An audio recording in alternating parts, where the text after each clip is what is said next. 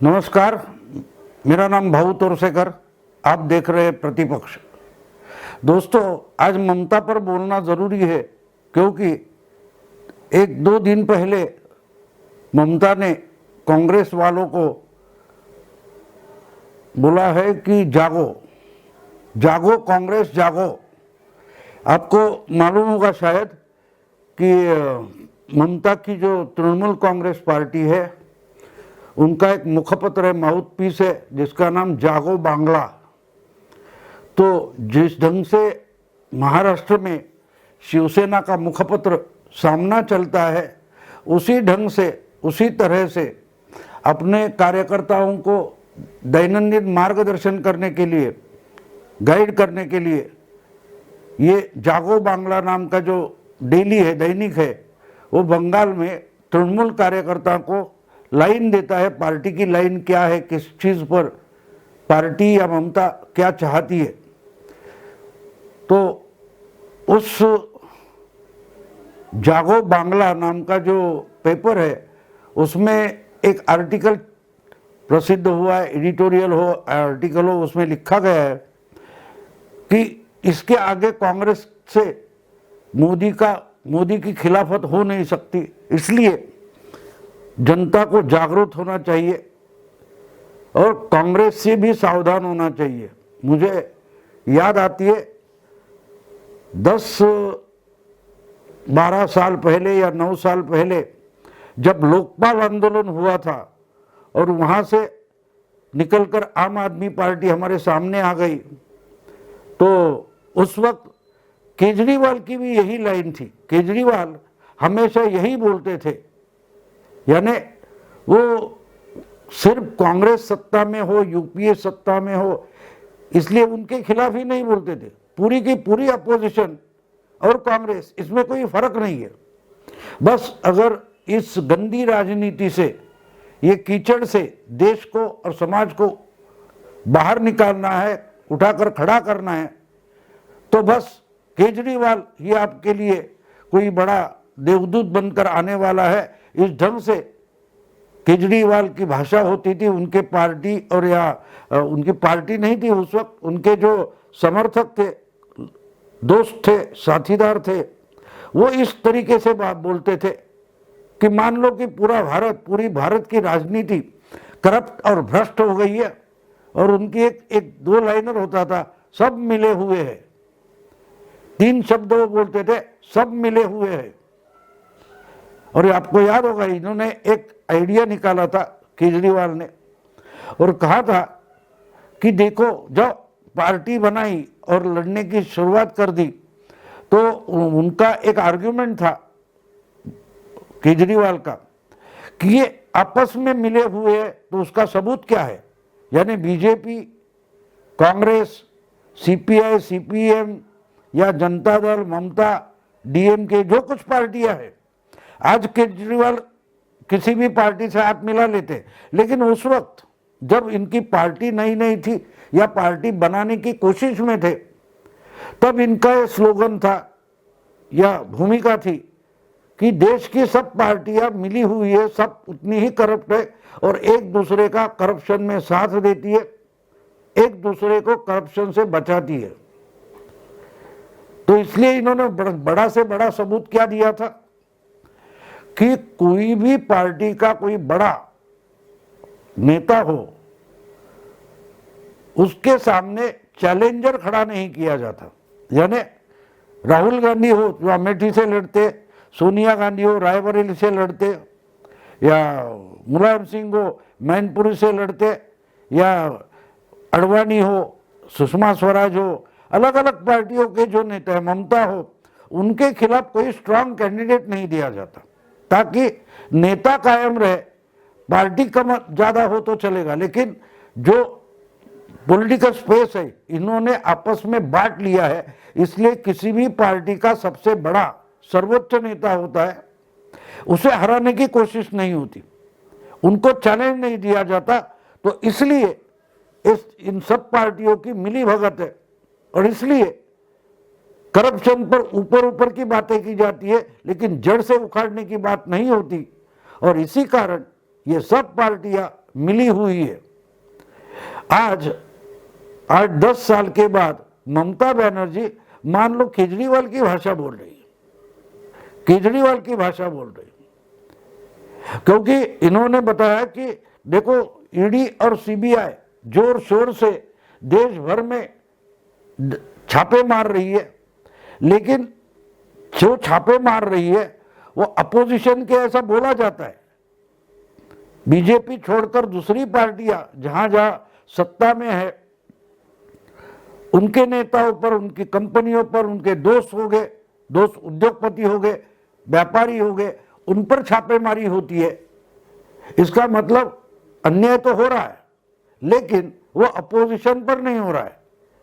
कुछ गिने चुने जो अपोजिशन में है और जिनसे बीजेपी की मिली भगत नहीं है उन पर ही छापे मारे जाते हैं। ईडी के हो, इनकम टैक्स के हो, सीबीआई के हो, ये सब उन पर होता है जो सचमुच में बीजेपी के खिलाफ है।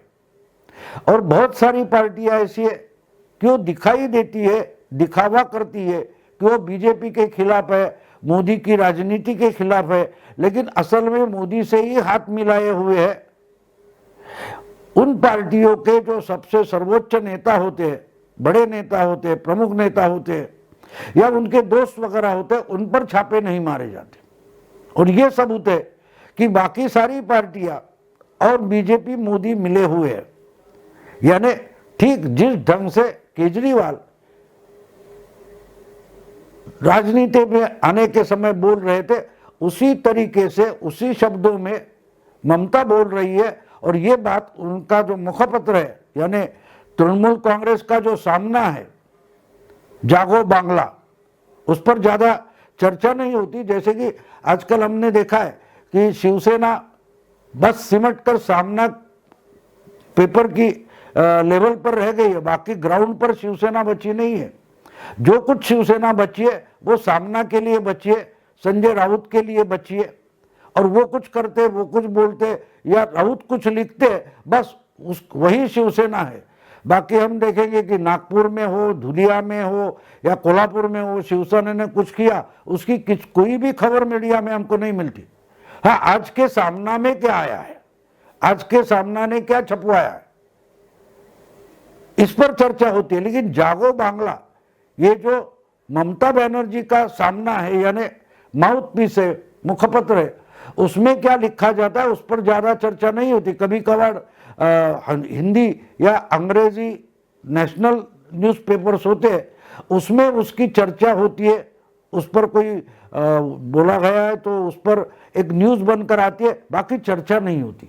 लेकिन एक बात बड़ी है कि कल या परसों ममता बनर्जी के इस मुखपत्र में एक बात आई है और उन्होंने कहा है कि बीजेपी की गवर्नमेंट, मोदी की गवर्नमेंट कांग्रेस को बहुत संभाल कर राजनीति कर रही है, कांग्रेस को कुछ भी नुकसान न हो, इस ढंग से सीबीआई, ईडी वगैरह वगैरह काम करते हैं। और इसके लिए उन्होंने बताया, क्या कभी हमने देखा है कि कांग्रेस के जो सर्वोच्च नेता है, यानी उन्होंने नाम नहीं बताया, लेकिन उनका जो निशाना है वो राहुल गांधी, प्रियंका वाड्रा, सोनिया गांधी, इनकी तरफ है।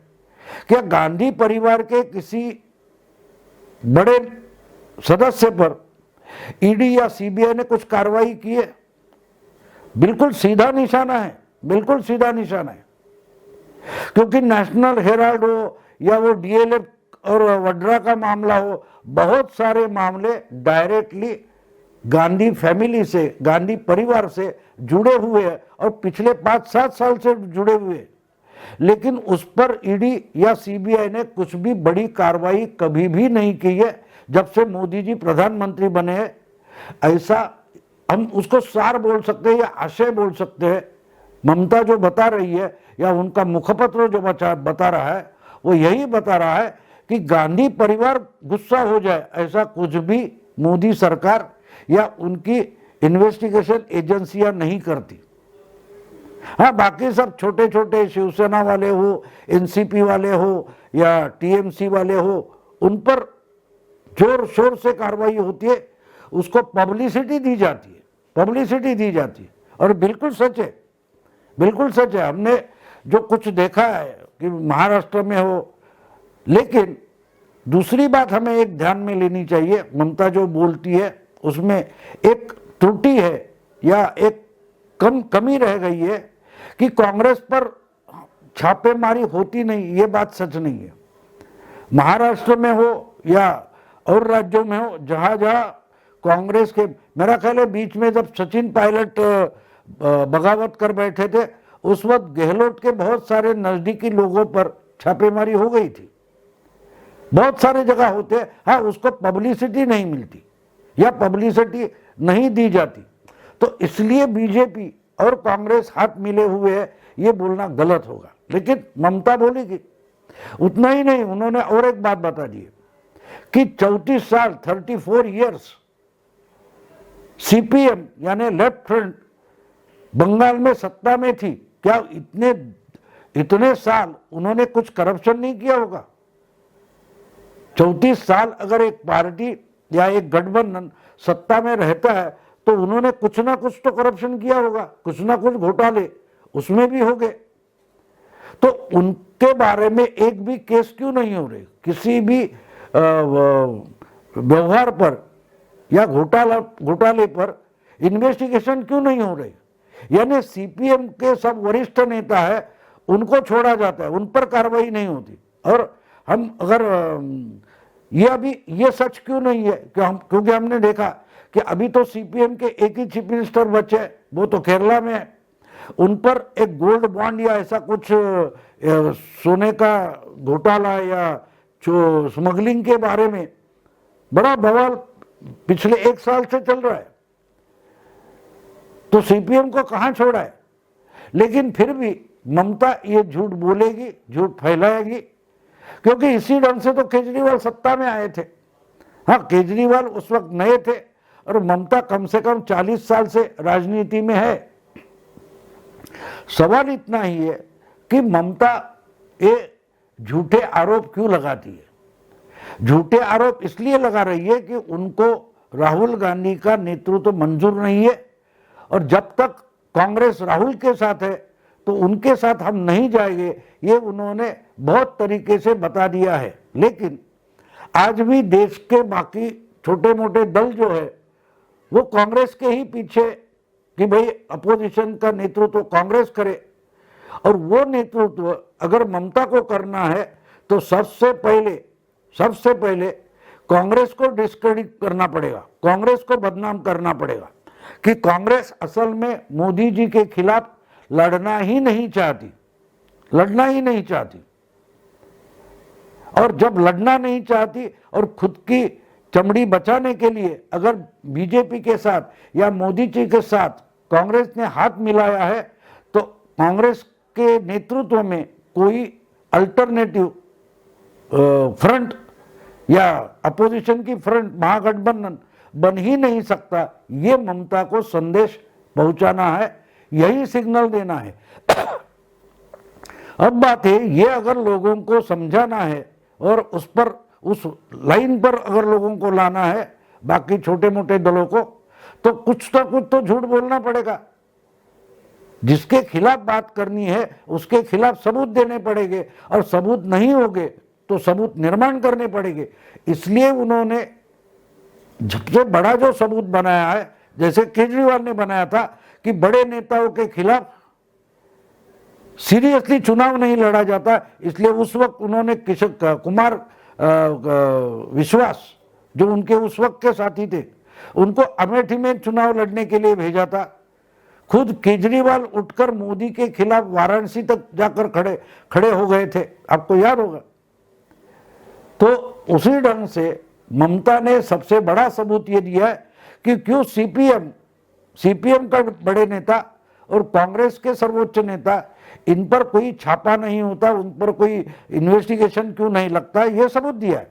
ये झूठा है क्योंकि उन पर भी सब कार्रवाइयां चल रही है, लेकिन हमको मालूम है हमारे देश के कानून व्यवस्था और न्याय व्यवस्था जो है वो बहुत कछुए के स्पीड से चलती है, बिल्कुल आहिस्ता चलती है, तो उसमें देर लगती है। तो बात वो नहीं है, बात ममता की है। ममता एक सिग्नल देना चाहती है कि अब कांग्रेस लीडरशिप, देश के अपोजिशन की लीडरशिप करने में कांग्रेस असफल रही है और इसके आगे कांग्रेस को हटाकर ही अपोजिशन को आगे बढ़ना होगा। और मतलब ये कि अगर कांग्रेस हटती है या हटाई जाती है तो लीडरशिप कौन करेगा, ये सवाल मत पूछो, उसके लिए ममता रेडी है, ममता रेडी है। और उन्होंने तो अभी ट्राई शुरू कर दिया है, गोवा में हो या मेरा ख्याल बहुत सारे 3-4 राज्यों में उनके दूत पहुंच गए, उनके लोग पहुंच गए, वहाँ के जो फ्रस्ट्रेटेड कांग्रेस वाले हैं उनको साथ लेने के लिए वगैरह। लेकिन अभी ओपनली ममता ने ये संघर्ष शुरू किया। और आपको याद होगा चुनाव जीतने के बाद और तीसरी बार चीफ मिनिस्टर होने के बाद ममता दिल्ली आई थी, उन्होंने अपोजिशन पार्टी के नेताओं की मीटिंग करी थी। लेकिन उस वक्त राहुल ने जो मीटिंग बुलाई थी उसमें ना ममता पहुंची, ना तृणमूल का कोई प्रतिनिधि रिप्रेजेंटेटिव पहुंचा था। ममता सिर्फ सोनिया गांधी से डायरेक्ट जाकर मिली, लेकिन कांग्रेस ने जो अपोजिशन की मीटिंग बुलाई उसमें ममता की पार्टी ने हाजिरी नहीं लगाई थी। इतना ही नहीं, ममता ने जो मीटिंग खुद बुलाई थी बहुत सारे अपोजिशन लीडर्स की, जिसमें कुछ 12-14 विरोधी दल शामिल हुए थे, उसमें भी मान लो कि कांग्रेस को बुलाया ही नहीं गया था। तो बात सीधी है, ममता अपना खुद का एक रुतबा अपोजिशन के या राष्ट्रीय पॉलिटिक्स में खड़ा करना चाहती है और उसके लिए उनका पहला टारगेट कांग्रेस है। वो कांग्रेस को राष्ट्रीय पार्टी की तौर पर खत्म करना चाहती है और इसलिए उनका जो वहाँ का सामना है उसका जो नाम है जागो बांग्ला। तो मैं बोलता हूँ कि वो तो मुखपत्र है, लेकिन जो पॉलिसी है, नैरेटिव है ममता का आज का, तो वो है जागो कांग्रेस जागो अपोजिशन। यानी कांग्रेस को वो इसलिए जगाना चाहती है कि भाई तुम्हारा नेतृत्व खत्म हो चुका है, मुझे ज्वाइन कर लो। मेरी भी लाइन ओरिजिनल कांग्रेस की है। दोस्तों, अगर ये वीडियो आपको पसंद आया तो लाइक कीजिए, शेयर कीजिए और प्रतिपक्ष को सब्सक्राइब कीजिए। नमस्कार।